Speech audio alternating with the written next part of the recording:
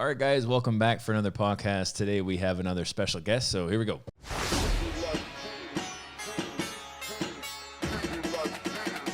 Welcome to the podcast.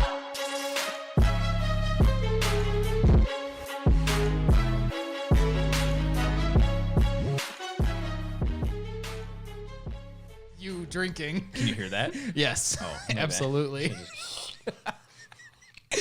Oh, my goodness. Kendall usually hits me back. She's like, if you snort in the mic one more time. I'm like, I don't even. Or like when we were drinking the apple cider and Yeah. it was just bubbles. Yeah. Stop burping into the mic. Yes. Yeah, I'm sorry. Yeah, I'm sorry about that, everybody. All right. So I'm back. yeah, you We're are. back. We missed you. Yeah. Well, I did. I've had a bunch of other people in here. Yes. Yeah, as I get, and now I actually got to host the podcast for a while, not just be the guest star. So. Yeah. Thank you. Yeah, thank you. Yeah. Yeah. But yes, today we have Ashley with us. Ashley Brazen. Yeah. Yeah. Brazen. I'm not going to mispronounce that. Recklessly bold. Yeah. Yeah, We learned that just before the podcast. That's what it means. So Ashley is here on an externship. So similar to what Rhiannon was. She was here a couple of weeks ago. And so you're a little bit earlier in your externship with us than she was. She was pretty much like that's the day before she was leaving. You are pretty much right in the middle. So a little bit of a different perspective. You come from different background. You guys are going to the same school. You're still fourth year MSU CVM students, both graduating in May. But definitely some differences there. But and we also have Dr. Carlo, who is going to have different questions for you than we did with Rhiannon as well. So yeah, because I'm even behind on listening to the podcast. I haven't listened to Rhiannon's yet. I think there's a Tuesdays for Caroline. I think that's anyway. Yep. But yeah, I'm behind. That's okay. Yeah. It's sometimes you got to be behind so you can catch up. That's right. Well, like we said, I start every day of failure so I can end it as a champion. Everyone loves a comeback, Carlo. That's right. Every 24 hours, I'm my own best comeback story. Dude, that's just the Rocky Balboa right there. Well, yeah, but not Rocky 5. That movie's terrible. Yeah, we don't talk about Rocky. Or, well, Rocky Balboa was okay. Yeah, that was Creed 6. was okay. Yeah, 7. Yeah. But good for Stallone. Apparently, we are going to ramble a lot today, so that's great. Yeah. So, Ashley, tell us a little bit about yourself. Where are you from? What got you here? All that fun stuff. Yeah, I'm from Romeo, Michigan, which is the Metro Detroit area. Really, what got me here was listening to Carlo at the VBMA talks, and I kind of drank the Kool-Aid a little bit, and now here I am. So I'm so glad everyone refers to it as the Kool-Aid because it really is at this point. Yeah. That's Senator Riolo, or it's transitioning slowly into cult leader Riolo. Yeah. Yeah, we still need to find those criteria for what is a cult leader, and see how many fulfill our process or prophecy. No, I'm just kidding. Yeah, I'm just kidding. Getting all wide-eyed. Yeah. All right. And so you were, it was roughly a year ago, right? Or a year and a half ago that you were down there during that talk? I feel like, because I'm usually pretty good with faces, terrible with names, but I feel like it was early.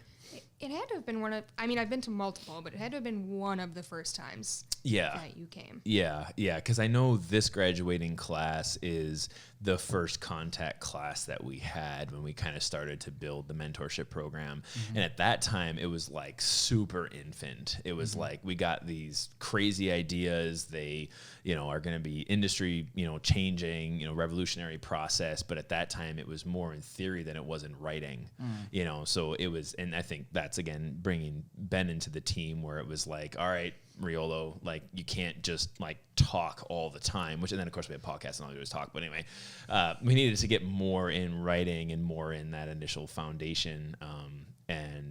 But yeah, even a little bit on perspective, she had seen one of the initial industry overviews, like before we had any development of those other, well, they're now hexagons, but at that time they were semicircles. But yeah, I have a copy of one of the original ones somewhere. Do you? That you it's like a handed relic out. at this point. Yeah. And it was like, I always love those because at least half of my brain comes from a mother who's a graphic designer, right? So it's like I'm up there in front of, I think one of the CAF presentations, there had been probably like maybe 50 students there, maybe 40 students, something like that. I think there was at least 2 or 3 typos on it, like, and they're like, "Is that how that's?" And I'm like, just listen to the message, like don't get caught up in the details. Right. Just be okay with the ideas. Right. But yeah, so it's, and it was actually part of those like student contacts, not necessarily from a typo standpoint, but just from like, actually getting things into written process, because we've known over the years now on trying to establish a certain respectable clarity, like spoken word is so much worse. Yeah. There's so much on interpretation, which not to say for written word that there isn't interpretation as well, but between diagrams and clarity and that kind of stuff, it's going to make things a lot more replicable on a lot of levels. Yeah, that was the original intention for taking all the ideas and then sitting at this table for 6+ hours and just barreling out what is tier 1, 2, 3, and then actually coming up with 4 kind of in the moment. But really to increase that clarity to the point where we could just pick it up and then just go start handing it out. Like, because that really all that you're doing at that point is fishing and seeing who bites. Because as much as spoken word is effective and it worked for you, right? Like, he speaks with a lot of passion and seems to know his stuff pretty well. There's a lot of between that talk and your arrival here 2 weeks ago, there was a lot of time and probably a lot in that time frame that you forgot about what he talked about. It was just like the energy, like the emotional brain fed the decision, which is fair, and that's why we tend to, well, number one, we do this, but really getting the spoken word out there. But there's a level of safety and a lack of fear that can be developed when you're actually holding on to it, rather than just trusting the guy that just showed up from the other side of the lake. Right. Even though he is a troll. Yeah, it's true. Right. Yeah. Ground Rep is native. Yeah. Mm-hmm. But that was the whole point, is really just to clear it out, and then at some point, to clarify it, test it, and then make it scalable. Yeah. And now we're really at the end of the testing phase of the actual written portion. Pretty much. Yeah. So I guess Ashley, from like that, one of the first times that I talked, and I think, I know there was at least one other time for certain that you would have been to one of their talks. How about like build up to then execution? So like me just rambling crazy at these things for an hour to 2 hours, like we're only halfway through it, and today is mid-rotation evaluations, and I think we have to the end of the day to figure out whether you fail or not, so answer those questions wisely. But and that's why you're here, to not fail. No, I'm just kidding. So far, how do you think we do on delivery?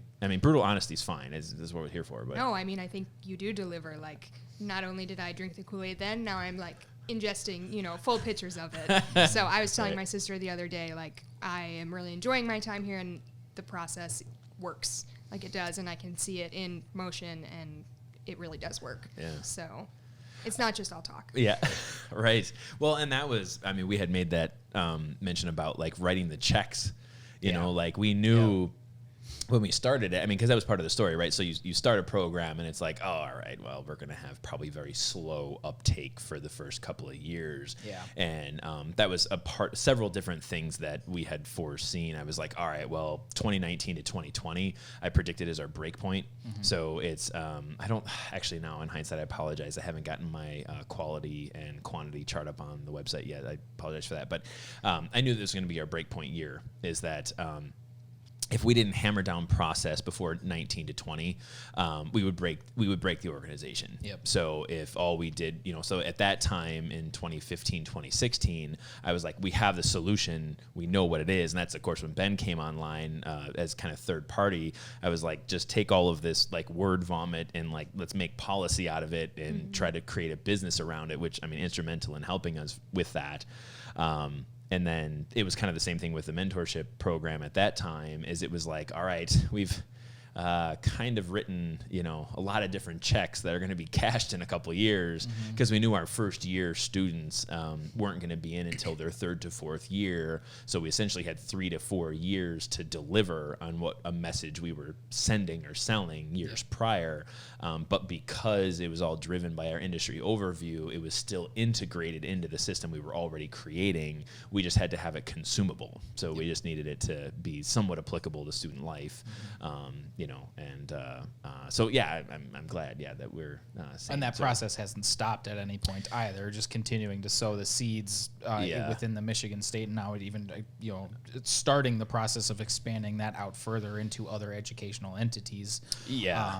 Organizations. There is a build-up process to that for sure, and that's, you call it a breaking point, but it was either going to be that or a tipping point. Right. Sure. And it turned into a tipping point, and we saw just a ridiculous amount of growth internally. And now we have people that are calling us saying, "Hey, externship opportunity. What do we got going on here? Yeah. I heard about the Kool-Aid type thing." Right. I mean, we spike it, but absolutely. it's you got to encourage those rash decisions as much as possible. Right. Yeah. Ashley, you've kind of you've seen, at least, I mean, on that infrastructure side, you've kind of seen in a couple different applications, because we kind of talked about it a little bit in the first week that you started or whatever, but I think in that first week, Humane Society was one. Yep. So we're so part of that, you said expanding into educational organizations, part of it expanding into other organizations where we're trying to institute our same process into our kind of counties, Humane Society, just to get their operations more efficient. And you sort of have that perspective where it was just like, I know you've only been here like 3 days or 2 days. It's like, why don't you come to this meeting with me and kind of see how we run it? Which Rhiannon was exposed to that as well.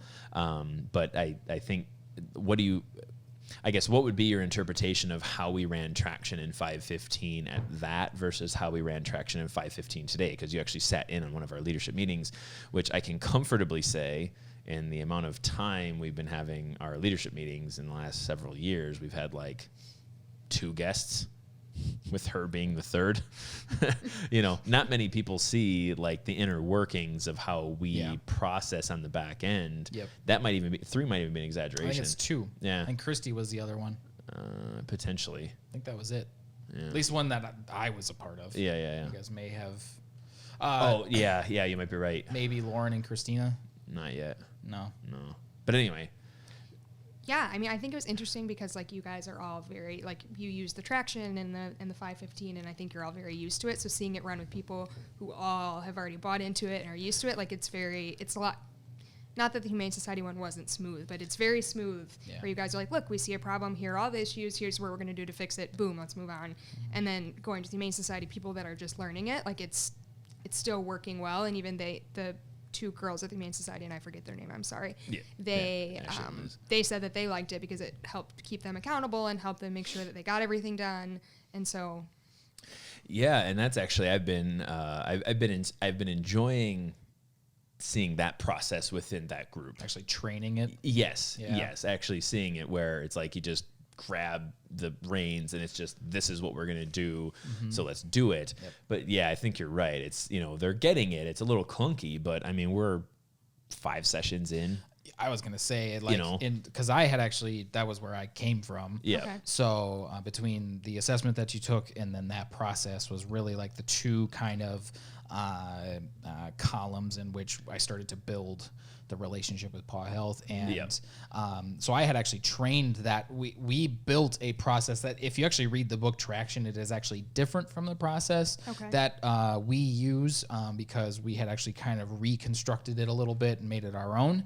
However, I had actually integrated that with Jen probably as it currently exists a good 15 different times with different groups of varying sizes over 2 years. And that was actually one of the biggest reasons why I wanted to come and actually started to just put basically all my time into PAW and then decided to come here full time was they actually, between Carlo, Katie, and Annie, would get stuff done, and they understood the process well. One of the things that I really learned along that path was that as much as like a business owner or a leadership team or whatever would say that they want to hold their people accountable, none of them do, because it's really, really uncomfortable. It's like most people don't actually have the gumption to say, this is where you missed, and now we're going to get better. Right. Because they don't know how or whatever it might be, or like they're just afraid that they're going to think that they're the bad guy. And with the, and honestly, a lot of it probably just goes to the fact that you and Katie are married. Probably. Like a part of it was by force, and the fact that you knew that you had to get along, and then you started to develop the talk paths of having constructive conflict. Yeah. And then you bring Annie on board, who's just like all in, just on a sort of accident, honestly. Yeah. Like you knew that she had a skill set for sure, Yeah. but then you bring her in, and then she's like, yeah, I can do all of these things and then some. And then that really just, I kind of just, it was originally the relationship with Jen, but then kind of got taken over by myself. And that was one of the big things, the accountability thing, and the implementation of that process. The first, 6 months of meeting with you guys was still training process. It was Exclusively.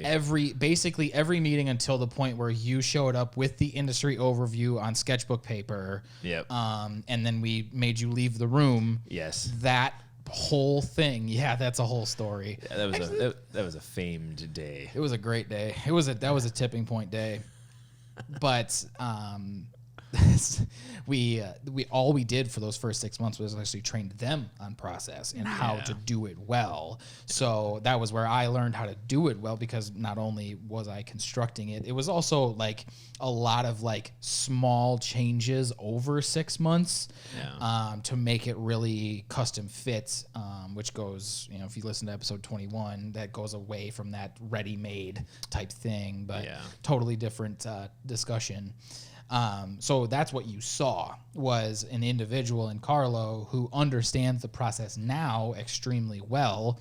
And there are, I'm sure, some differentiations that you will start to interject into that team that's away from our process as it works for the four of us. Yeah. Because we just have figured out how to talk to one another, and that's the whole point of that process. It's not actually for the very, very specific implementation every single time.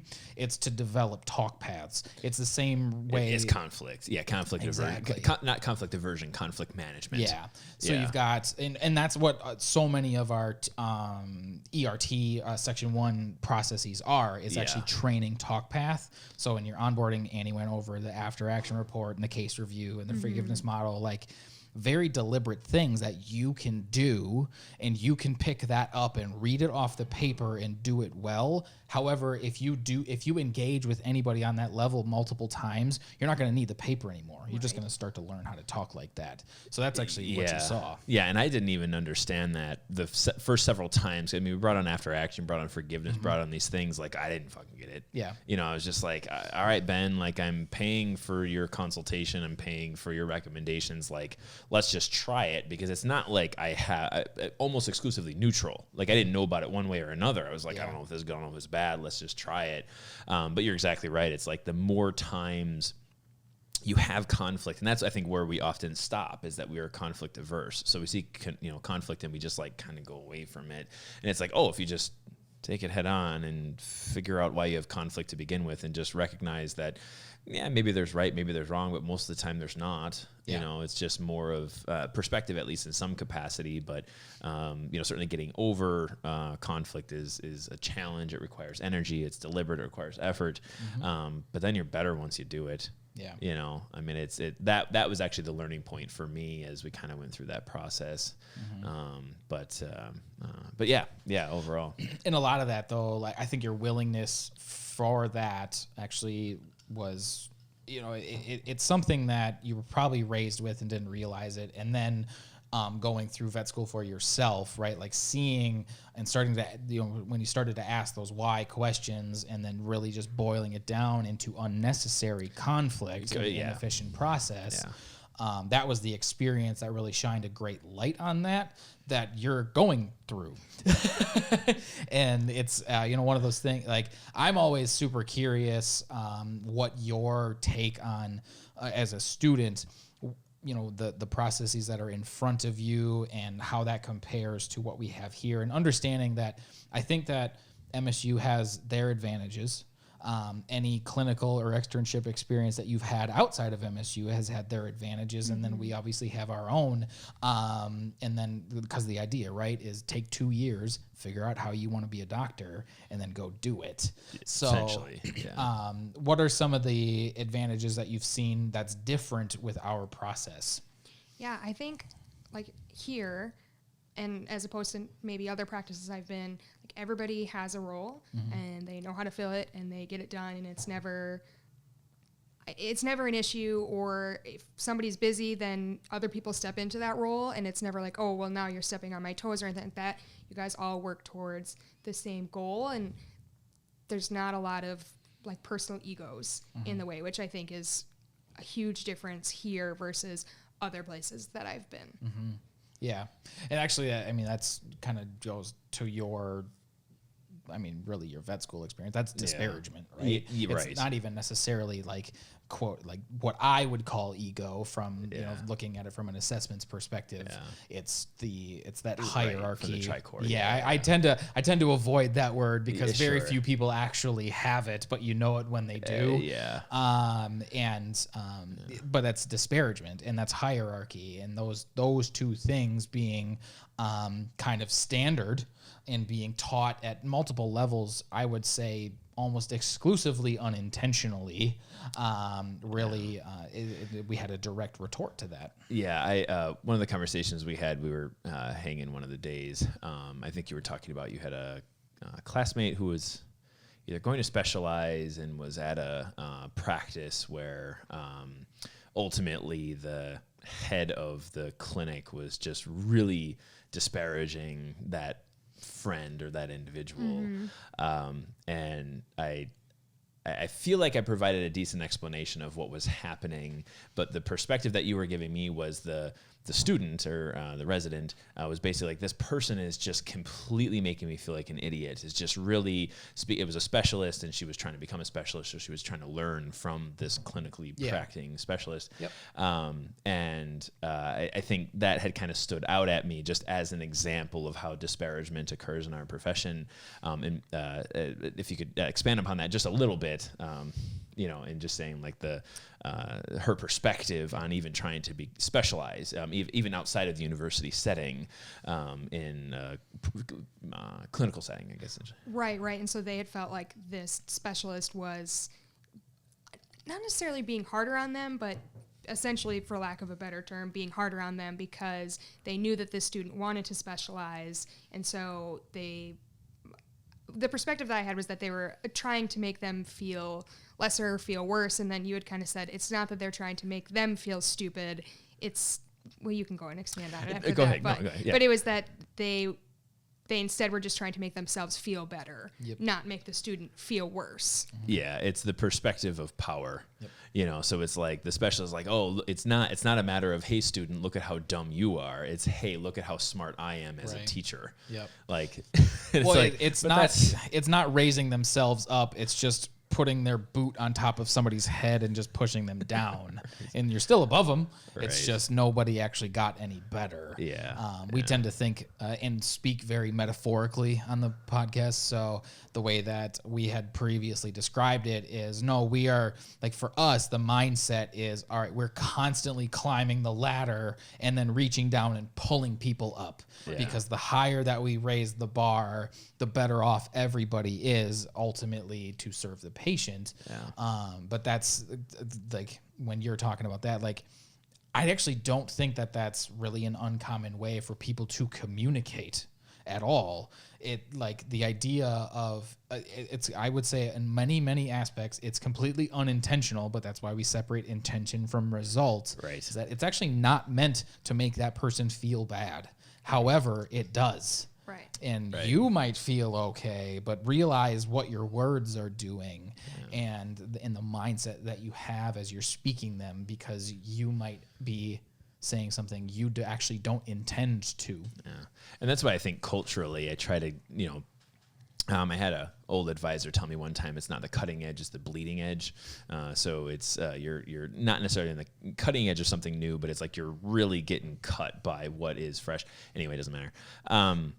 Part of that is, again, in some of those circumstances where it's like, all right, well, this specialist may have gone through the education system 10 to 15 years ago, and culturally they're carrying forward how they were trained. So if you have a dynamic where a student or a student body is being taught a different way, or they're being held to a different expectation, or as it sort of integrates with what we were talking about earlier with the mentorship program, the house system that we have integrated at Michigan State, and saying we're trying to instill these values of self-worth into the student body. If they're then met with one of these types of conflict, just because the conflict is old, how are we preparing students and how are we preparing individuals to be faced with that adversity? So I think the point that Ashley, you had brought up at today's leadership meeting was like, if we're talking about trying to make a change within the student body, it was actually how is that going to be implementable in clinics, once you actually get to that third and fourth year. And then, of course, Ben came in to say, well, it's kind of the same thing you get in your first job. It's still all sort of the same thing.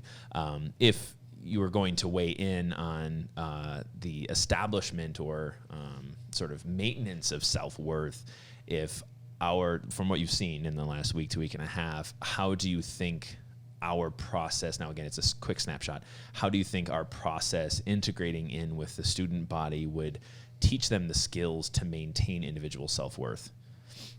I think a lot of it just goes to, like, your guys' thing, like, fail forward and, like, it's okay to not do things correct. And I think as students, we're always taught, like, you have to be right and you have to know things and this and that. And you guys are very much like, it's okay if you don't know, like, here, we'll teach you, or it's okay if you did this wrong, here's how you do it right. And so I think that that's a good way of, it's not that we don't know something or we're stupid, it's, okay, well, I don't know, now I have to learn. Right. Yeah. And it's, I think we kind of make the joke, like we were talking metaphor, but the Lego city, it's like, we all get the same Lego blocks, it's like, we probably didn't have a great manual to build our Lego city 10 years ago, but it's like, hey, if we've already built 3/4 of it, like, let me just show you to where to put the blocks. I mean, that's all it is. And I think that attests to progress. Like, if everyone at every single step of the way in our profession has to figure out shit that someone else has already figured out, that is like the definition of an inefficient process. Why are we making everyone figure out the same thing twice? And that's when we start talking about sort of the future of PAW Health. It's just like, just take everything that we have. Yeah. It's online for free. Just take it and go, and implement it. I think another kind of analogy we had made, it was like the Play-Doh. It's like everyone gets the same colors of Play-Doh. Build whatever the hell you want, but you're still starting with the same colors of Play-Doh. Right. It's the same type of story. Yep. Yeah, if you weren't aware, that folder that's right next to you there, if you were to buy that from a consultant, you can probably just write out about a $15,000 check. That's the nature of our industry, because, again, that's kind of the boot on top of your head type thing. Right. I actually saw a graph the other day. I don't remember. It was at a conference. It was like just on a PowerPoint slide, and I just happened to scroll past it on like Instagram, and it was the gram. Within the veterinary field, who gets paid the most, like within a specific role type. So it was like, large animal exclusive, and then equine and mixed animal. And like they had it was probably 15 different ones. The one that was highest by a lot, consultants. I got so mad. Yeah, me too. I got so mad. Yeah. But the reason that works though is because of the items that you are seeing, experiencing, citing, in that there are so many barriers to people just working together as a team that we feel like we need to get the people in place, or just pay the people to come and tell us how to be a team. Well, how much did you get that MVC? I mean, how many people came up to you? I mean, other than like, what are you guys selling? An idea. Yeah. But how many people came up and said, can you just please come into my practice and train my people? So yeah, unprompted, we had, I personally had 3 practicing doctors approach us about training CVT level people in-house and then actually shipping them back.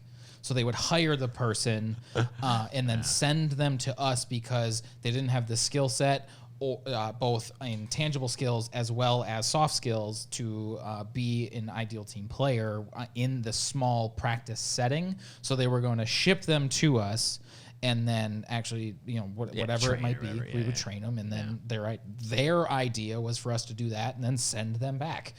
And my response was, sure, I don't care. Yeah, there's 2 ways we made the joke after that. One of them was, well, they probably won't want to leave. Yep, there's that. Yeah. And then the other one, Ashley, I'm gonna put you on the spot. Can you take one other stab in the dark on how you think the second question, the second part of that would be answered? One, they won't want to leave. Super on the spot. So we have a vet who's sending us their staff to learn how to be a team player. Well, yeah, I mean that's at least one part of it. But they probably wouldn't get along with a lot of people when they came back. There you go. Absolutely. Bingo. Yes.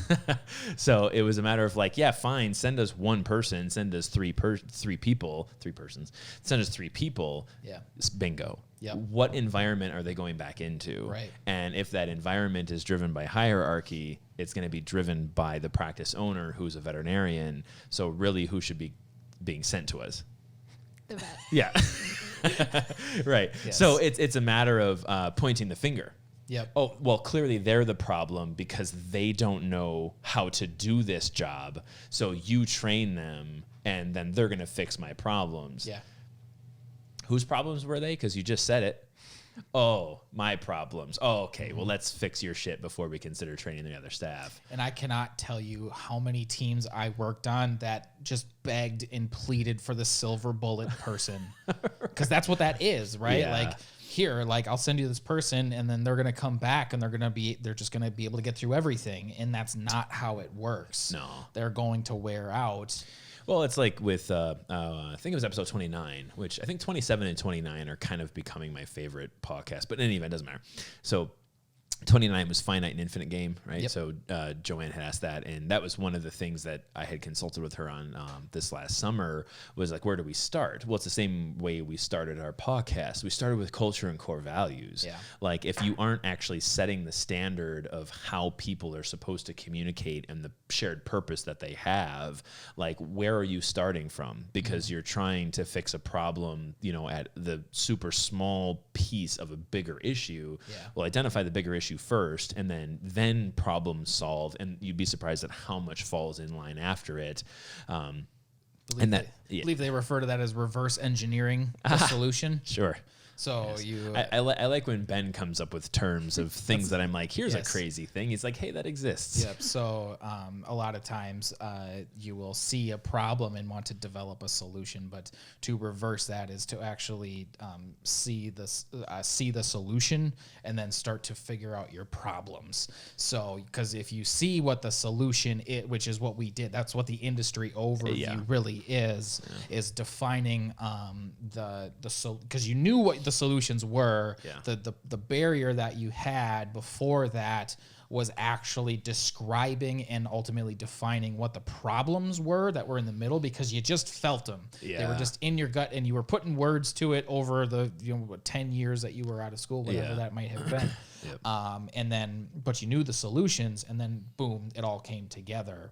Yeah. So, but really, why do we talk about this, and why do we talk about starting with culture and understanding how to generate an ideal workplace and being able to increase retention and all that sort of stuff, is because you can do it at actually any level. You can be at a student level and walk into your next externship and be an instrument of change.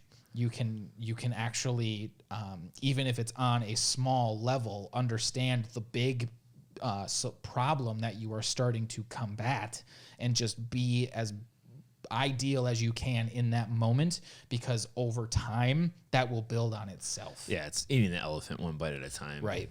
Yeah. And that was actually what we were talking about today. So Yeah. the idea of, you said creating change in third and fourth year would potentially be more effective than at a first and second year level.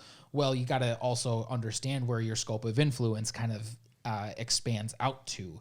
For us, we have a large scope of influence as it relates to MSU, and we understand that. However, it's not all encompassing. We're not able and it's never going to be all encompassing actually, because there's too many people. But the idea is, okay, we know where we can start to make a difference. Let's at least start there. Right. And you can do that at any level. And to that end, for what we've seen, or I'm sorry, not what we've seen, but what you have seen in the last week and a half or whatever, does it seem unattainable? No. Right? Or complicated for that matter. No. Right. It works very well. Yes. Yeah. And it was even that end when we were talking about case management as well. Like, I don't think you were off on any of your assessments of any of the patients that we've had up to this point. And it's like, just keep it simple, and that's how I've practiced medicine for 15 years. And it was like, we just started to apply those principles to practice management. But yeah, I mean, to even see us function at traction in 515, I mean, I'm sure at least I would like to think it seemed relatively fluid today, but we hit like 8 different areas of our operation in that 3 hours. 10. I think. Yeah. It was a lot. Yeah, at least. Yeah. So even to that level, once you learn the process, I think that's where we talk, or what I often talk about, is the addiction of the problem solver. It's like, you're like, oh, that worked. Can I do it again? And it's like, can I do that 30 times a week? So that's, Right. but yeah, so attainability seems realistic. Right. Yeah. So you have a job lined up. Yeah. Don't Yep. you? I do. Yep. Yeah. After graduation. So where is it at? It's back in my hometown, Shelby Vet. So. Okay, cool. So you're learning all this stuff, and have you worked at that facility? Yeah. So it's actually like the very first time that I ever shadowed at a vet clinic. Sure. Was this clinic, and then they hired me in, and I've been, working summers there off and on my senior year of high school. So. So you've been exposed to the clinic, the team, the culture, all that stuff for Correct. years. You're gonna walk in May 5th, whatever it might be. It's the first thing on your list. I don't know. I mean, I really like the ideas here, and I think it's something good to apply. And I think I think the thing that I like the most is the accountability chart. Like, I've really tried to lean into that, and I really like that a lot. So first things first on my list is just get my feet wet and like Do doctor stuff to be for a 3 doctor, months. maybe be an adult for a little bit. But Yeah. second and third on my list. Sure. Yeah. Sure. It's funny because like you're gonna walk into that team with a new mindset. Like you're going, because you've got that accountability ladder now in your head, and even if you don't intentionally like walk in with the piece of paper and say, "Hey guys, I'm back," boom. I might just do that. Do it. Welcome back. Yeah. Here's this. This works really well. Yes.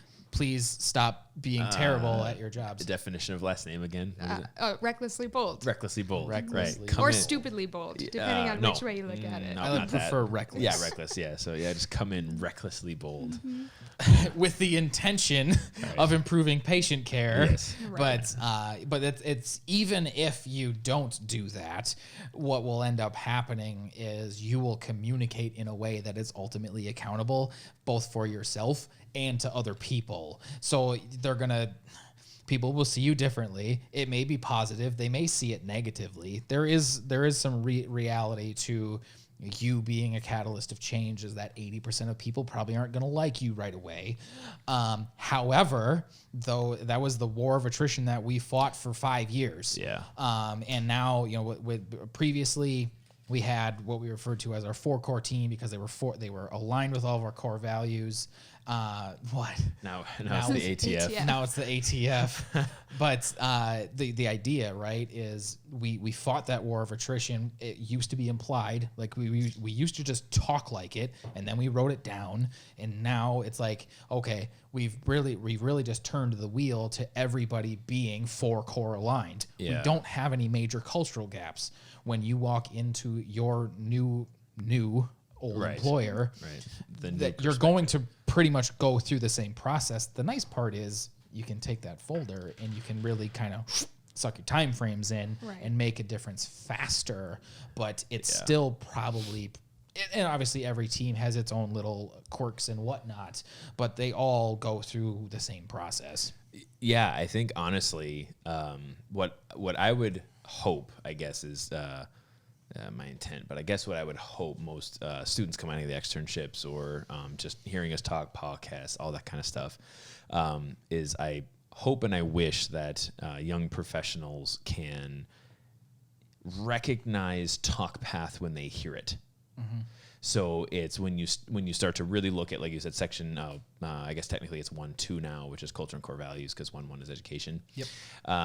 So 1-2, basically just hearing when people are victimizing themselves, when they're persecuting, a potential employer, or they're persecuting another member within the team. Like, that's the part that I think I enjoyed the most learning about over the last few years. Yeah. Is understanding when people talk, because that then carries through applicants. So when you have new people applying for positions, whether they're veterinarians or front staff or whatever happens to be, like, I always pay attention to how they speak of their last employer. Yep. It's like, and you'll be able to pick out those people where they're like, I don't feel like I really fit in the company that well. I just don't know that was the right fit for me. Like, that's more like, maybe potentially cultural. That's kind of more vague, but it's like, oh, that employer and this manager and she, and then he, and then he. It's like when you start to see someone who's falling into that accountability component. And that's what, like I said, looking at section 1-2, that's kind of what I hope people take forward into their lives and into their future professional careers, is just knowing and hearing those words and be like, oh, fuck, you're being accountable. Yeah. Like, maybe you're not someone we want to hire. Like, you got all the credentials, but I see a ton of finger pointing. Right. And then you take it one step further and you're like, do you know that you are being unaccountable at the moment? I think that's the reality when, like, I'll go on online forums and I hear like client shaming, or the persecution of one's office manager, or those types of things. Like, for me, the reality is it always takes 2 to tango.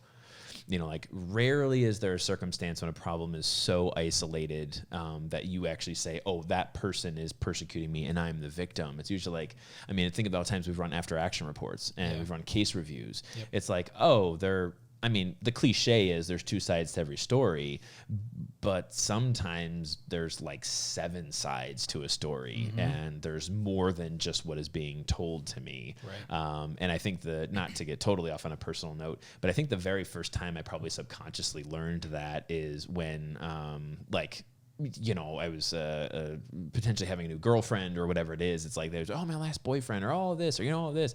And it's like, those relationships usually ended poorly. And then it's like, oh, well, I'm the new asshole. Right. Right. Like, that's typically what happens with employees. It's like, you just become the new asshole. Yeah. Well, that's so the 2 triggers for you to look out for, word to the wise, are I'm a hard worker, and I work in a toxic work environment. Yes. Because if you hear one of those 2 things from somebody, they're probably not a hard worker. Or they work for themselves. Or they work for themselves. Yep. They really work hard to feed their own self-interest, or for the toxic work environment, they're the cause of it. Yeah. That's the crazy ex-girlfriend. Sure. That's sure. what that is. Yeah. So Yeah. just be warned that that's a very real reality. Yeah. And that, you'd be surprised at how much you can get that out in an interview. Honestly. Once you do it a few times, then it's really, really telltale. Yeah. Tell me about your last manager. Right. Tell me about your favorite manager, and tell me about your least favorite manager. So if you ask those 3 things, in our interview process, that's we talk about previous employer, and kind of where that lined up with their life goals and all that sort of stuff. And with the way that our interview workflow goes, and anybody that's listening to this can probably use it against me, but I pretty much know within 5 minutes if somebody's going to get hired. Yeah. Because like the way that they answer those questions is ridiculously critical to me understanding their reaction to the structure that they were in and how they played into it. Not to say that, you know, vertical or horizontal org structures are better or worse. Every industry, every company's different. It's about how they played the game and how they would ultimately make their situation better. Yeah. So that's really the first bit of our interview is all that. Yeah, because you want problem solvers. Absolutely. Yeah, ultimately. And a lot of times what'll end up happening is they either won't have an answer to the questions, which means that they're hiding something. By the way, everyone has answers to every interview question. They're just trying to meter their responses. Number two is they're going to answer in an unaccountable way. So they're going to say, yeah, my job was great, but my manager sucked. And like 3 of the other teams sucked. And I had my 2 friends and that was why I showed up every day. Like that person is going to be toxic. Yeah. Or they're like, yeah, like this is where I was good. This is where I was bad. And this is how I could have done it better. Yeah. That's the person that ultimately gets, it's unscreened. Yes. And then we take the next hour and 20 minutes to tell them about PAW, to give them a taste of the Kool-Aid and see if they like it. So that's the part that I think is probably the funniest. Is like having someone come in as an actual potential employee interview, and then we just talk about ourselves. Yes. Like I feel like that's a lot. That's like my life story. We do it in question form. Yeah. So like we explain a thing and then how does that relate to their previous experience and how do they see themselves playing into it as it exists here? So kind of just giving them the opportunity to see the reality that PAW is. And that's actually a skill set that, again, you can do even if you're not in a hiring role. So you can do that. That's what we do for caregivers. Actually, we educate them on the front end and say, this is what our process is. This is how everything kind of works. Long before they ever actually walk in the door, because I don't want to have to put in the ridiculous amount of work for the person that's in the room and is upset that their patient's not with them, right? Like you had to go through that. That's not fun. Yeah.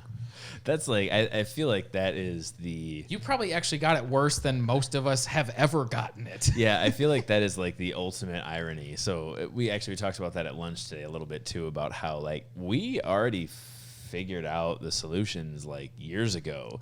We had common points of conflict for the majority of, well, at least my experience in career and after hours medicine in this particular region. And then of course, here's where the solution is. And we just need all of our staff to carry this solution. And one of them, of course, being that we are adamant about patient separation. Like there is no exclusion. There is no exception. It's just, nope, you are going to stay up here and do paperwork. And when the time comes, we'll consult with you as a caregiver.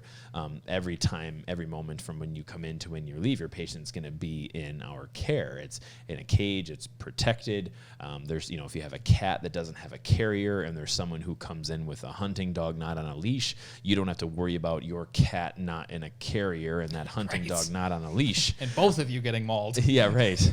And I mean, even in that, when I started, I was telling the staff this the other day, like when I started this job way before we were owners, I was just an associate. We used to have like seizure dogs die in the lobby, and we used to have like these critical hemoabdomens collapse, and that was it while they were waiting for their appointment in the lobby. Like, yeah, talk about bringing your cat in for an upper respiratory infection and you see a dog die. Right. Like that's not a good day. No. So that's like the ultimate irony where it's like, for us, it's like, yeah, come on, now see our process, see how things go. We're perfect. Everything goes according to plan all the time. And it's, in this circumstance, this caregiver wasn't informed by phone on patient separation, was not adequately informed on presentation of patient separation. And then we did not have our 30-minute touch points for the first, it was 90 minutes or 110 minutes or whatever the fuck she counted. How many seconds were there? Yeah, exactly. And then it was like I step in, and part of our state statute is that I have to inform the caregiver that a student is on the case and get their consent to allow that. But like I was saying at lunch, like I walked in that room and I know the body language. I walked in and was like, oh, well, she's pissed, and I was thinking to myself, I was like, I wonder why she's so mad. And I was like, and I bet you she doesn't know where her dog is. I bet you no one's talked to her. And then I was like, okay, Ashley, have a good day. Good luck. She was fine. Yeah. We made it work. Yeah. But how about like conflict management? So I'm even taking that forward, and honestly, I think you did a good job on your end as well, and just saying, you weren't even confrontational with it, because of course her big thing was of course the patient separation component, Right. and you weren't combative. It was like, oh, well, I'll pass your concerns along.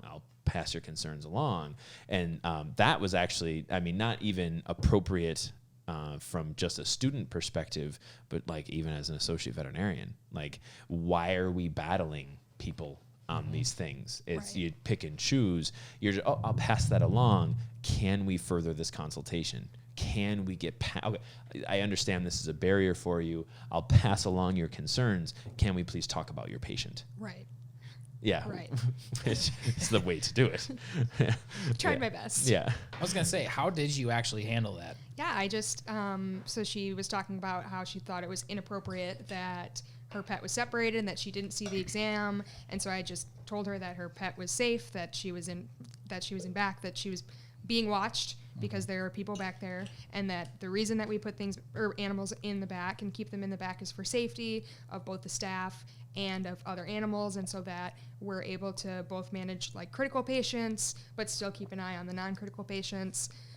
And then she just kind of kept going about it, and I just, because one, I have no control over it, right? Because I'm here as a guest. And and I just said, I understand your concerns. I appreciate your concerns. I'll make sure that I pass them along to Dr. Riolo. Yeah.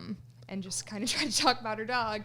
Yeah. But Right. And we did talk about the dog, Yeah. and then we came up with a plan, and then I came in back and expressed her concerns. Yep. Yes. Yeah, and even then, so you came back, expressed concerns, and I was just like, well, okay, you've expressed it, but I still carried forward with like, I'm not going to go in and talk to this person about those concerns. She expressed them, and you said you were going to pass it along, and you did. You were truthful. You carried through, followed through on what you did, and we're just going to continue process. So it was, we just need to bring in an estimate on the services that you had discussed and to perform this test. And then when it went in, it was then the caregiver then spouting off to the medical support staff on just trying to continue to stake her claim. Oh, here's a new person.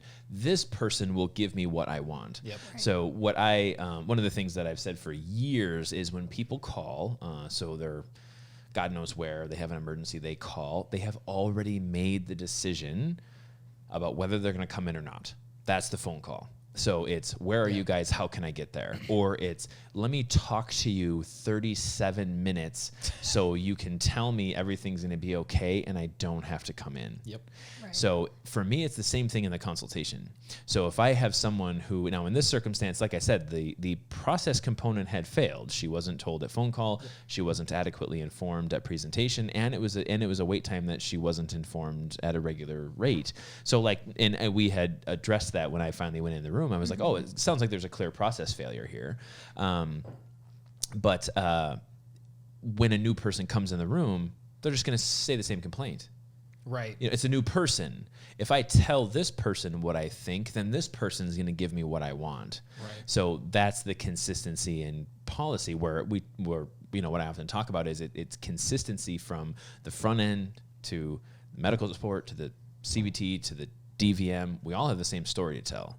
And I think we even talked about this in episode 29, where it was like, you have one person break process, one person break failure. Yep. It was a joke about Office Space. Office Space. Yeah, it was like, if I make one problem, Bob, I have to hear it from 7 different people. It's that thing. So if it was like, so-and-so broke process, then what happens? We have 8 other caregivers in the lobby, and now we have someone walking to and from the room with their dog. And it's like, oh, well, why can't I have my dog? And it's like, well, if there's 2 dogs in the lobby, they're going to fight with each other. No, they're not. They're good dogs. Well, no, they're good dogs in your house with 1 dog. Right. They're not good dogs in a lobby of a veterinary clinic with 30 people they don't know and a bunch of dogs and cats running around. That's not the same environment. Nope. It's like doggy daycare where everyone's just screwing around and there's a bunch of humans and cats and dogs around. Never goes well. That sounds safe. Yeah. Let's run a daycare center where we have cats and dogs in the same area and just a bunch of humans running around emotional. Right. Wouldn't go well. No. So it's process. So you break process for one person. There's the expectation to break it for all of them. So I get what I'm driving at is That's what people want. They want to be the exception. Yep. There was no one else up there who had their patient with them, but she wanted to be the exception. And then, so what I'll often find is that people find unrelated conclusions to justify their position. So it's like, oh, well, I've owned animals for 25 years. It has nothing to do with our policy. I've been to other clinics in the last 20. It doesn't have anything to do with our policy. This is my profession. My profession has nothing to do with this scenario. So it's, again, they try to convince, and as soon as you engage that, as soon as it's like you try to argue with them on their point, on their saying, you're not actually getting anywhere. Because this person is just going to talk you through until the end, until they get what they want. Yep. So in the end, just don't engage the conversation. Yeah. As soon as you identify the barrier where it's like, oh, well, this person's pissed. Oh, we had a process failure. And in the consultation, I said, this is all about trust. I said, either you're going to trust that we are here to serve your patient on nights, weekends, holidays, 24 hours away from our families. That's why we're here, to manage your patient. Or you're not going to trust us. I said, if you don't trust what we're doing, I don't actually want to help you. I don't want to help your patient. Because if you don't trust me, then I don't want any part of this relationship, because it's not going to end well for any of us. Yeah. And then again, she had come back with saying, well, this is your job, do your job, how dare you, everyone does this job, and it's, whatever it is. Mm-hmm. But yeah, so that's the thing. So to see that conflict, I feel like Ashley doesn't help, because I feel like she was kind of egging me on. Like I felt her energy where she was egging me on to engage in this argument. Unintentionally. Yeah, I just feel the energy. The thing that I lean on, whether it's on the phone, in person, at presentation, in person, post presentation, sure, I'm maximizing your patient's safety. Right. That's the end of the story. That is the story. That's like, I have other reasons that you might disagree with. However, your patient's safest place when it is here is in treatment. Yeah. 100% of the time. With aged and years of experience of veterinary training, veterinary staff. There's a Janessa was telling about his emergency clinic that charges per minute or per hour? Per minute in triage. So that is a company that values their triage and the proficiency of their staff enough that on the outpatient basis, when the animal is under their direct supervision, they're charging per minute. Wow. I think that's nickel and diming. I don't agree with it. I hate that process. However, I think it's trash. Yeah, it's trash. However, it speaks to saying under our care, there are between 3 and 6 veterinary professionals to know the signs. Right. We, like you had said a moment ago, our unstable patients from our stable patients. Well, what happens when you have a presumably stable patient become unstable? Right. Can you determine that in the lobby? Can you determine that when they're sitting in an exam room? Or even when a caregiver presents with a patient that they would deem stable and ultimately is not. It is not a medically driven stability. Right. It is they look lethargic. Right. And it's like, oh, they have 1/10 of their blood volume. Right. Right. It's always bleeding a little bit, kind of. Sort of. But anyway, yeah. So I guess to pose it back at you, how do you think that conflict circled?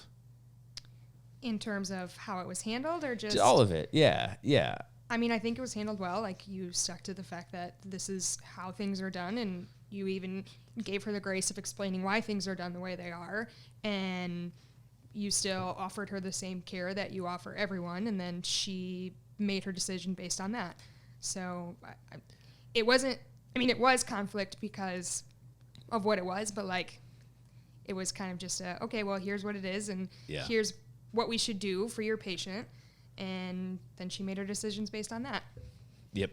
So we still hit informed consent, right? We still provided her with the option, because that was all part of it as too. And what I had said is, I was like, I'm not going to force you to do anything. I said, you don't want your patient back with us? That's fine. I'll bring your dog up here to you. I said, but then we're done. That's the end of the road. Yeah, that's the end of the road. She, well, can you examine the dog, and can you show, and then can you do the testing in here? No. No. If you want me to do that stuff, I'll do it in back where I have my staff who can restrain appropriately. We're going to, again, be in a controlled environment. The dog actually, most of our patients have a lower level of anxiety away from their people, so they're easier to handle. Yep. Aside from the 1-2 shepherds that lost their ass, but That is the statistical they are few outlier. and far between. Absolutely. Yeah. Honestly, it is 90+% Yeah. of all patients are Yeah. actually more well behaved away from their caregivers. Yeah. And so for me, I think, and I hope the message that had come forward with that conflict was, for me, it was just like, meh. Meh. But that was that's after you acknowledged to that person that, yes, we did have an error in absolutely. process. Right. So you gave that to them. Absolutely. Like you admit they admit had failure. it. Yeah. Oh, yeah. Okay. Yeah. But then the thing that most people will do is like, well, because we screwed up, we'll give you this one.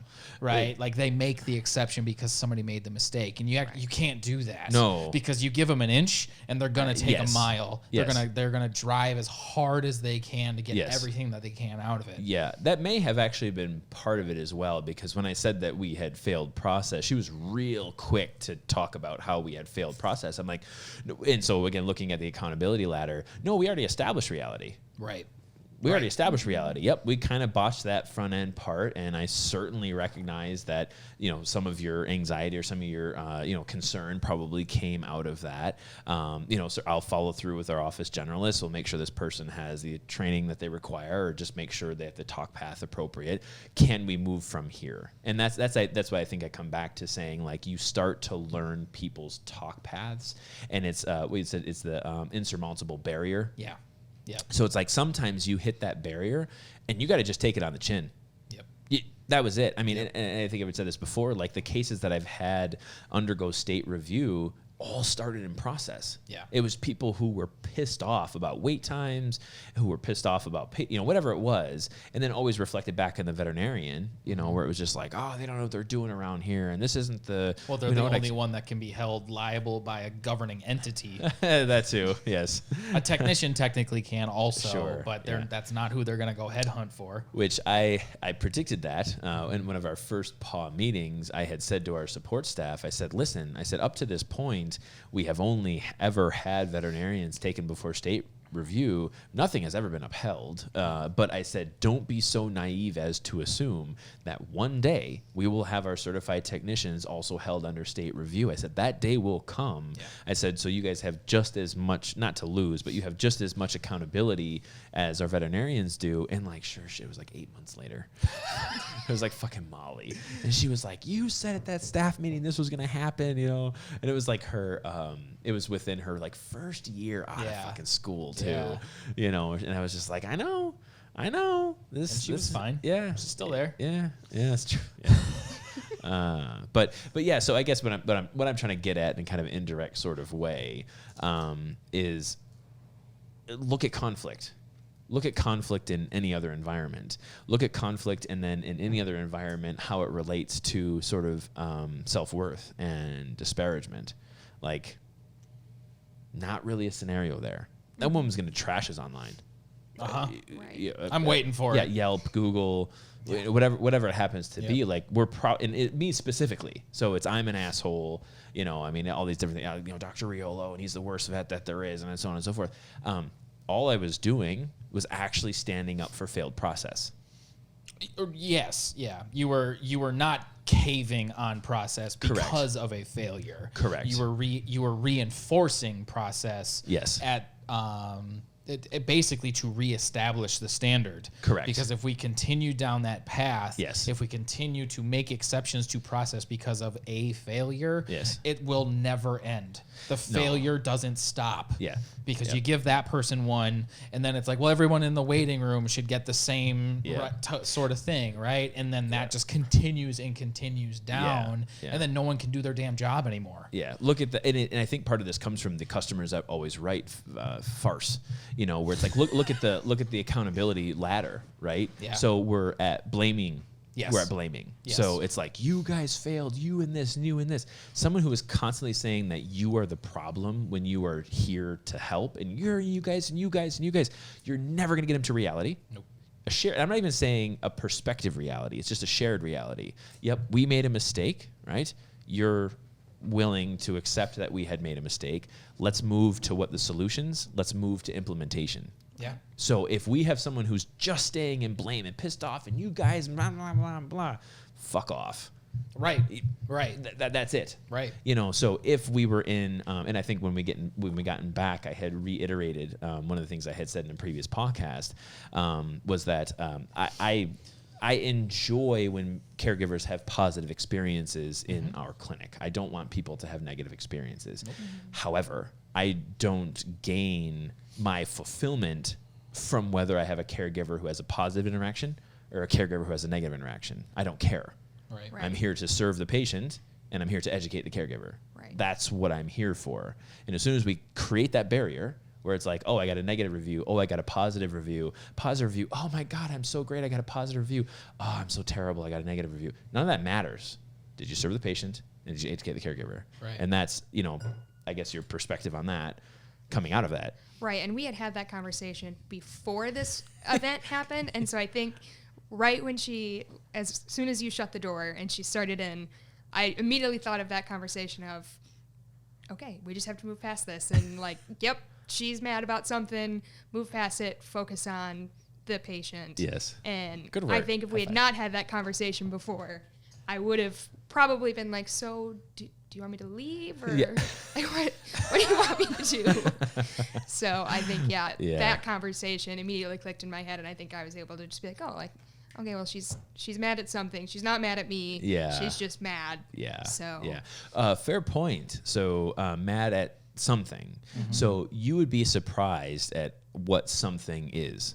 Sometimes it's they had a fight with their significant other on even bringing the patient in. Yep. Mm-hmm. Sometimes it's, again, the financial component where the argument wasn't like, I don't think anything is wrong with the dog, but it's, we don't have the money to take the dog in, so it's Right. like, you never know exactly why this individual is mad. And so we had kind of talked about this a little bit with regard to going over x-rays and going over blood work and going over these things to establish reality. You're exactly right. Stay highly accountable. Identify solutions, figure out what's implementable. Yep. Solutions, implementation. Everything else falls away. And I think, correct me if I'm wrong, maybe you can remember an example, but I feel like in this last week we had a circumstance or an example where it was like we just had to keep ignoring. Oh, I know what it was. It was the one dog that was vomiting. I remember sitting in the room and it was like I was having a hard time getting the individual between like, are we hacking hairballs or are we actually coughing? Oh, yes. Yes. Yes. Yes, that one. Yes. I remember. Yes. So it's a matter of getting people to that reality, but there's going to be a variety of barriers that are going to be in our way. Sometimes it's anger. Sometimes it's processing speed. Sometimes there's, sort of these different things, these different conflict. But it's like, as long as we continue to keep everything into solutions and everything into implementation, all the other stuff falls away. Mm-hmm. And it's like, if you can direct, and this is where the Senator Riolo comes into it, it's like, if you can continue to direct the conversation back to solutions and back to what is actually implementable, people actually forget all the other stuff. Mm-hmm. Right. They might be upset, but it doesn't become combative. It doesn't become argumentative. It's like, oh, yep, we failed on that. Hey, can I reestablish reality and can I get you back to the reason why you're here, and let's focus on these particular issues. And that was, you've actually had some of the more interesting caregivers in the last 10 days. Congratulations. Yeah, then I love it. Personally, I've experienced in the last year collectively.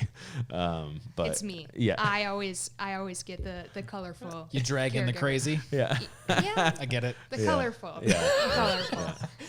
Oh man! Yeah. But so those two examples that you just cited, right? The one that caregiver may have been potentially mad at something, right? Yeah. And then the second one is it hacking hairballs or is it coughing? That's actually two examples from the Destructive Satire episode. That's one and it's four. Oh, Like you're right. exactly the You're same right. thing. Yeah. And that's why that drove me so crazy. I don't know if you had a chance to listen to that one at all, but I do recommend it because She saw the video pre-PAWCast. so yeah, you're familiar with the actual video. Yeah. Correct. The one for the first one being they drag their garbage into the door. Mm-hmm. Like if somebody's mad at something that you have no control over, Right. why are you bothering worrying about it? Right. Like you can acknowledge that it exists, right? Like you can say like, I'm sensing a barrier in communication here. I just want to make sure that trust is on par and that we're ultimately here to serve the patient. Right. And as long as that's what's happening, and like, yeah, sorry, I had a shitty day. Like, boom, we're already moving forward. Or no, I think your process sucks and I don't trust you. That's an insurmountable impasse. Yeah. I can't get past that. However, engaging it, or I should say acknowledging it but not engaging it, is the key point there, and just saying, I don't know what this is, but we both need to be in a shared sense of reality. Yeah, because it was acknowledged. Yes. Yeah, it was like, oh, yep, there's the reason why we led up to this, but she still wanted to blame. She still wanted to finger point, And you gave her the benefit of education. It correct. was still like, okay, to serve the patient, we need to educate the caregiver. We missed a couple times on that front. However, the solution itself actually didn't change. It's just, we're just kind of doing some cleanup work at that point. Yeah. But like, again, she may have had some other garbage that we weren't even able to address. She might have been mad in that consultation anyways. You don't know. Right. So like, it's funny that it's just directly on that. Yeah. And then with the embarrassment factor, that's another thing, like that was that number 4. Yep. Like, I don't know if that's actually specifically what you were going at, but I feel like hacking hairballs and coughing, like somebody might be afraid of the judgment that they'll get if they think that their dog has kennel cough. Outside looking in, I could see where you would make that conclusion, but that might not have been we were a specific particularly scenario. colorful on this particular Gotcha. point. There were some barriers there that I don't think. Just like a mental fortitude that couldn't determine the difference between the two. Yeah, and it was the historical acquisition. Actually, one of the things we had talked about was like, for me, how I take history on a piece of paper and keep things chronologic. Yep. I couldn't. Oh, yeah, I was that mixed up. Yeah, I was having a really hard time identifying why we were there, and then I tried to sort of regain clarity by showing the cards a little bit and just saying the reason why I'm asking these questions are because there's some things wrong with the heart and lungs or something wrong with the gut. I'm just trying to ask the questions to get into either of those two categories. I don't think I got that many words out. No. Yeah, no, it was like as soon as I said one thing, it was just like the whole ramble in this direction. Yep. And there was the wife totally lucid. I mean, we definitely knew what was going on. The son was actually just laughing at the dad whenever he would speak, because the son's like, well, this guy's an idiot, so, so it was like, but the dad was doing all of the talking, and I'm like, I just gotta, and like 4 or 5 different times I was like, well, we're never going to get to reality. So yeah. Time we had for a great me. talk about accountability on that appointment right then and there. Yep. I was like, time to leave. Yeah. We've met a barrier, that we're not going to get through, and that's the end of this consult. Yeah. I'm not going to sit here and bang my head in a wall. Right. When in my early years I would. Yep. But yeah, I think so. Again, coming back to why I think our, to drink the Kool-Aid, at least in some capacity, it's like you start to learn that pattern of human behavior. And if you exclusively look at it from the perspective of accountability, you're going to find out. So Ben has a high economic marker on his TriCore, which is return on investment. Mm-hmm. You'll start to see that where it's like, well, I can't actually invest a lot of time and effort into this patient, into this caregiver, simply because the amount of time I'm going to put in is not going to make a difference. It's not going to make a difference in their life. It's not going to make a difference in the patient's life. I'm just going to feel like I have lower self-worth because I didn't make a difference in their life or this patient's life. And it's like, you can't control that. Or I could just not go down that road. Yeah, right. And it's, so the rapid identification of barriers, I think, is what this process ultimately teaches. Yeah. And not even just barriers in consultation, because I think that's, now that I've had you and Rhiannon in, that's actually been an adjustment of talk path. Yeah. So for me, I always think about the accountability ladder from both a cultural standpoint and a consultation standpoint. Our PAWCast have only ever talked about the accountability ladder from a cultural standpoint. We have kind of a two-way control there, and we're actually talking to people generally that are going to be more on that team focus. So it's definitely been that focus. But human behavior. Caregivers are on the patient care team, and we've talked about it a few different times. Yeah, but it's like as you start to just really live by the, assigning and defining accountability, both the victimization and then also over to just the ladder itself, you get way quicker at like, all right, well, this is going to be, I can make an impact is what it boils down to. I can make an impact in this person's life, in this patient's life, or you can't. And I think we've had that, you've actually heard it at least once or twice. And actually, I think it was actually that consult where I said, basically you have to have 3 willing participants in order to make an impact. One of them, of course, is a veterinarian's ability to diagnose, a caregiver's ability to elect, so they understand, they know what you're doing. And then and that's competency as well. And then a patient's willingness to receive. Yep. So if you have a veterinarian unwilling to diagnose, the other 2 fail. If you have a caregiver unwilling to, sort of recognize or implement the solution, you're going to fail. And if you have a patient who's unwilling to receive, you're going to fail. So it's if you have a barrier at one of those 3 places, it's going to be very difficult to actually implement a solution. So for us, it almost exclusively boils down to is the caregiver is the most significant barrier. Now, in years past, now that we have our financial support system, it's a lot easier. Yep. But in years past, our most significant barrier from a caregiver standpoint has been the financial aspect. Yep. So for us to offer special financing at 12, 24, and 48 month special financing, we can minimize the financial impact in the household to reduce a very consistent caregiver barrier. And then once we get past that, it's like, the people are like, well, I can't touch my cat and give it meds. Oh, well, then, okay. Might as well not even send you home with anything, just, I hope it gets better, try this food. So, and I think so if we get better at expanding from those 3 barriers, the veterinarian, the caregiver, and the patient, and just saying those are the 3 most common barriers in clinical practice, and you get really, really, really efficient at identifying those 3 barriers, you're gonna have a much, much easier career, because you're not going to be expending unnecessary energy, and having an efficient process. So that's again what I hope people sort of take forward, as they start to learn this process. Well, that actually, that's the first time I've heard you word that way. I'm assuming that's relatively fresh. But that actually, the way that you word that goes kind of against that concept.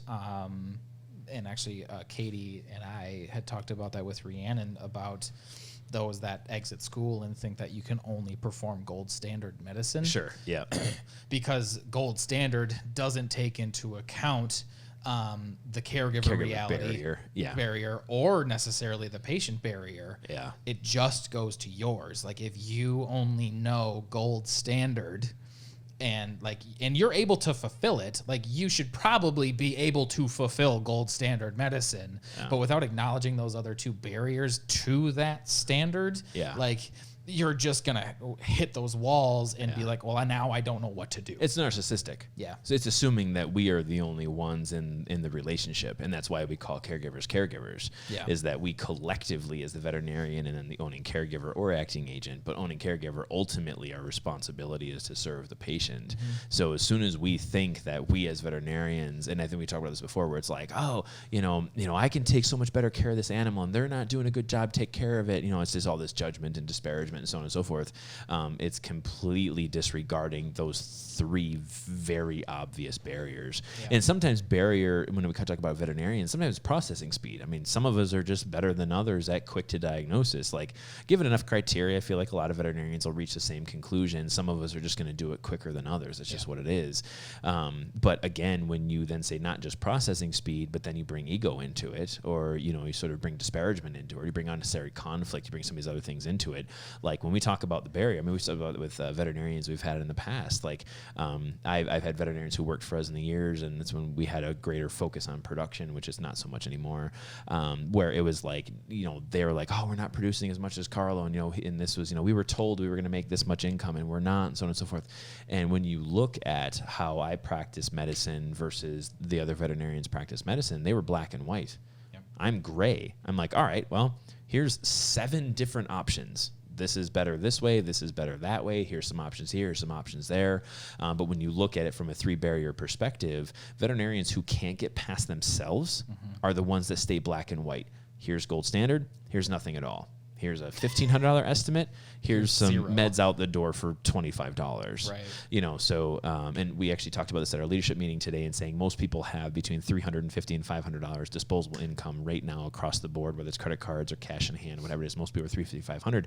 So we're really adamant that our average invoice is in that range. Yeah. You know, not necessarily because I want veterinarians like, oh, well, this is a $150 invoice and you could have made it, $300. That's not the point. The point is that as we start to creep higher and higher and higher and higher, is we're going to start to lose and we're going to start to increase our barriers, essentially. Yeah, you increase your caregiver barrier. Yeah, your caregiver barrier goes up. But if you are a practicing veterinarian who can't get out of their own, like I said, narcissism or ego or just their own brain and gold standard and all those things that we're taught, you're never actually ever going to cross the caregiver barrier and the patient barrier. You're just going to be stuck on yourself. Unless you have a 20% practice. That's what a Marriott practice is. Exactly, yeah. Because you never have to realize Yeah. a caregiver barrier. Correct. You never have to realize necessarily a patient barrier because you're not going to get the outside farm cat that can't get meds. Right. It's going to be the fur baby domesticated animals that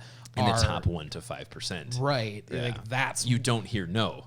exactly. You never realize those barriers because those people don't have them. However, you're doing a major disservice to 80% of the rest of the markets. Yes. Just the pure numbers wise, that to me is just flat sad. Yeah. So, and actually, the funny part about the way our process exists is we actually, not every time, but frequently actually scrub off the top 20% because I don't care. I don't care either. Yeah. Because we really, really maximize on the middle 60. Yeah. But the top 20 actually are, and I would argue, I would be willing to bet that the individual that you had that conflict with was a top 20%er, top 5%er. For sure. It's so easy to tell because they can't stand wait times, they can't stand patient separation, they can't stand the idea in some cases of informed consent and talking about the range of options. Yeah. They just walk into the room and expect a doctor to tell them exactly what they're going to do. Yeah. Our process kind of drives them crazy. They want, and I'm very cautious about talking about it from this perspective, but they want power and control. Yeah. Because for us to say that we have power and control assumes that I think we have power and control when we don't. We have process, and that's different. That is way different. Yeah, so power and control is they want the vets that they can control. They want the vets that they can tell what to do. They want the vets who fit into what their mental process is at the expense of everybody else. Yeah. At the expense of the support staff, at the expense of the other caregivers in the lobby, at the expense of the other patients that are there. They simply don't give a shit. I'm reminded of the one lady I had come through who was in like her late 70s who was like, I have enough money to do anything that we need to do today, so I expect a higher level of care. And I was like, well, that doesn't work here. Nope. That's not how we function. Right. I think in the end, and I don't think I ever said this before, but I ended up being one of her most favorite vets. She'd come back several times to that patient right up until the end. But part of it was I didn't give leeway on importance. We're equal. I don't care how much money you have. Money is only a barrier to treatment. It's not a barrier to who the worth of that individual is. Right. So you still give them the benefit of the doubt. So that's what I think. People love to feel special. Certainly in our country, I mean, and I'm not going to totally get political on that side, but it's like people really want to be the exception. They really want to have special treatment.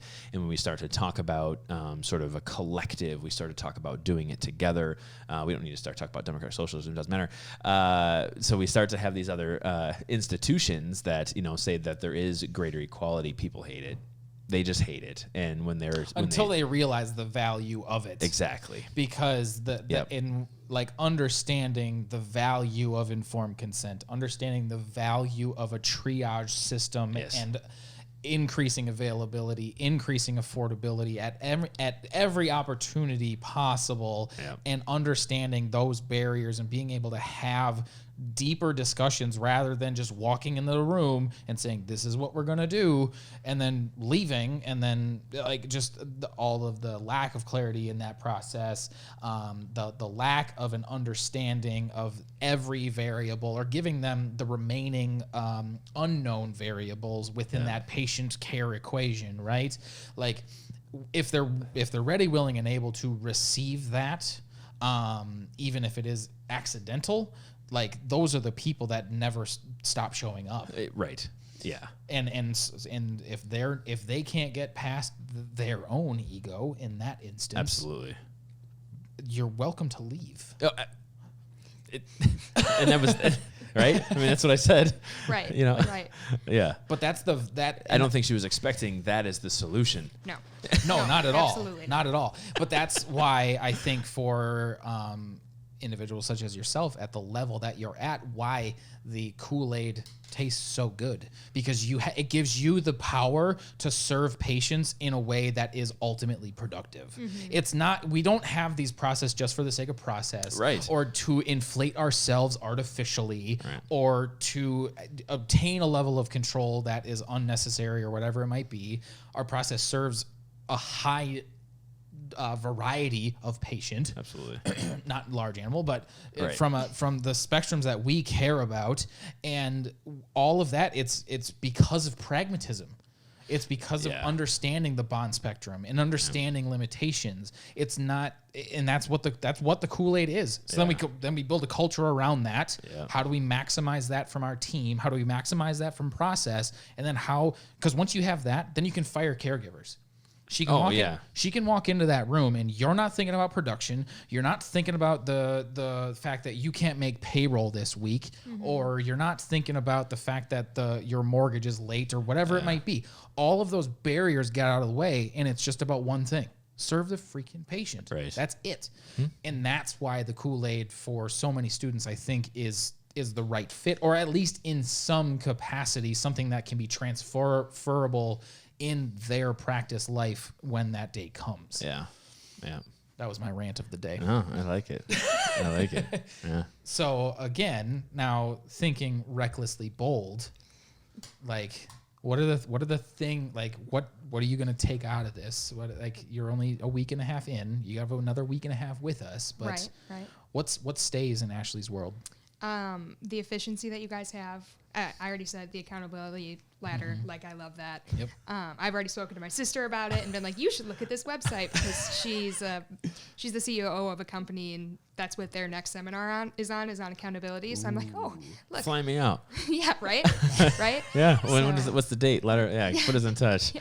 So the efficiency, the accountability, and I like the way that you guys, the informed consent and the serve the patient, basically everything. But basically, and not even just because we're trying to make ourselves sound good.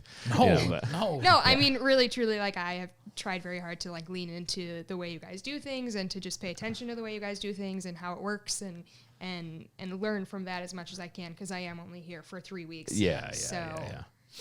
Well, what's one thing you would change if you could on your week and a half exposure? Yeah, right. This is the high pressure question. Yeah, this high pressure. I don't know. All of us are staring at you, and the entire internet is waiting because they want the too good to be true.